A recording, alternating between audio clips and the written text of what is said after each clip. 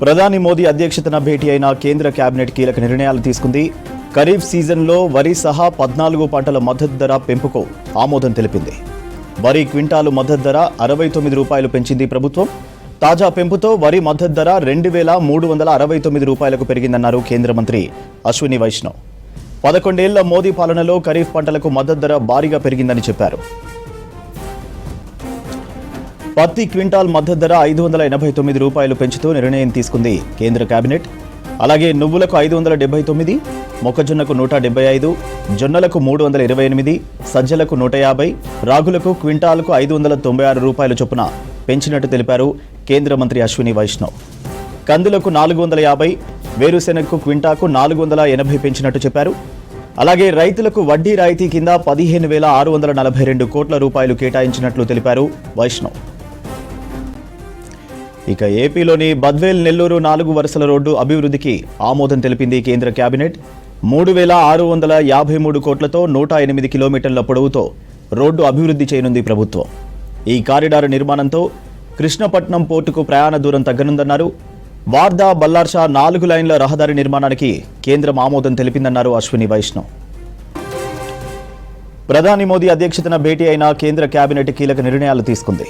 ఖరీఫ్ సీజన్లో వరి సహా 14 పంటల మద్దతు ధర పెంపుకు ఆమోదం తెలిపింది. వరి క్వింటాలు మద్దతు ధర 69 రూపాయలు పెంచింది ప్రభుత్వం.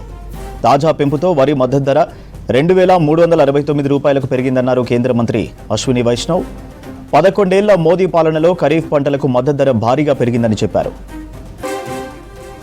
ఇక పత్తి క్వింటాలు మద్దతు ధర 589 రూపాయలు పెంచుతూ నిర్ణయం తీసుకుంది కేంద్ర కేబినెట్. అలాగే నువ్వులకు 579, మొక్కజొన్నకు 175, జొన్నలకు 328, సజ్జలకు 150, రాగులకు క్వింటాలకు 596 రూపాయల చొప్పున పెంచినట్టు తెలిపారు కేంద్ర మంత్రి అశ్విని వైష్ణవ్. కందులకు 450, వేరుశెనగకు క్వింటాకు 480 పెంచినట్టు చెప్పారు. అలాగే రైతులకు వడ్డీ రాయితీ కింద 15,642 కోట్ల రూపాయలు కేటాయించినట్టు తెలిపారు అశ్విని వైష్ణవ్. ఏపీలోని బద్వేల్ నెల్లూరు 4 వరుసల రోడ్డు అభివృద్ధికి ఆమోదం తెలిపింది కేంద్ర కేబినెట్. 3,653 కోట్లతో 108 కిలోమీటర్ల పొడవుతో రోడ్డు అభివృద్ధి చేయనుంది ప్రభుత్వం.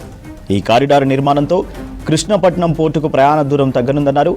వార్దా బల్లార్షా 4 లైన్ల రహదారి నిర్మాణానికి కేంద్రం ఆమోదం తెలిపిందన్నారు అశ్విని వైష్ణవ్. खरीफ के लिए किसानों के लिए बहुत बड़ा एक फैसला लिया गया है.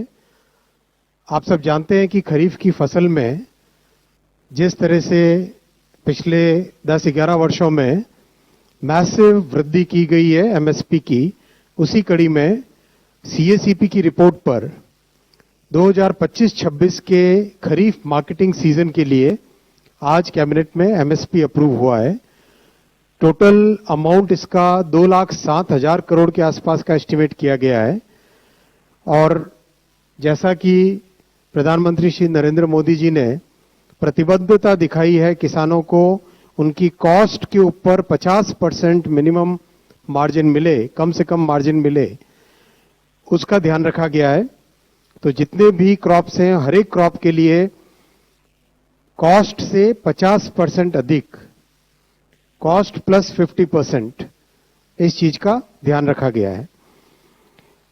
सीएसीपी अपना एक बहुत ही कॉम्प्रिहेंसिव स्टडी करता है, जैसा कि आप सब जानते हैं.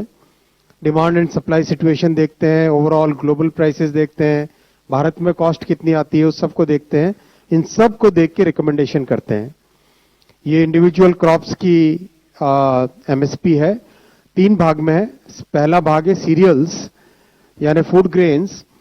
उसमें पैडी, ज्वार, बाजरा, रागी और मेज, इन सब की एमएसपी आपके सामने है. आप सब जगह देखेंगे जो कॉस्ट है, कॉस्ट ऑफ प्रोडक्शन है, और उसके बेसिस पे एमएसपी, कॉस्ट के ऊपर एमएसपी कितना है वो लास्ट कॉलम बहुत इंपॉर्टेंट है. कम से कम 50%, कुछ केसेस में 63%, कहीं पे 59% over and above the cost.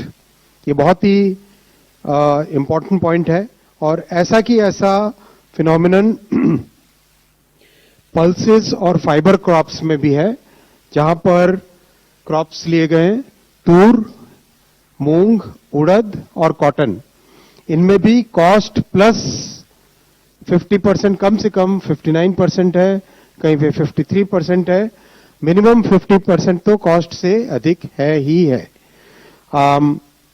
तीसरा ग्रुप है क्रॉप्स का, ये है ऑयल सीड्स। ऑयल सीड्स में groundnut, sunflower seed, soybean yellow, sesame seed और नाइजर सीड, इन सब में भी कॉस्ट प्लस 50% का पूरा ध्यान रखा गया है। बहुत महत्वपूर्ण साथियों, क्योंकि किसानों को उन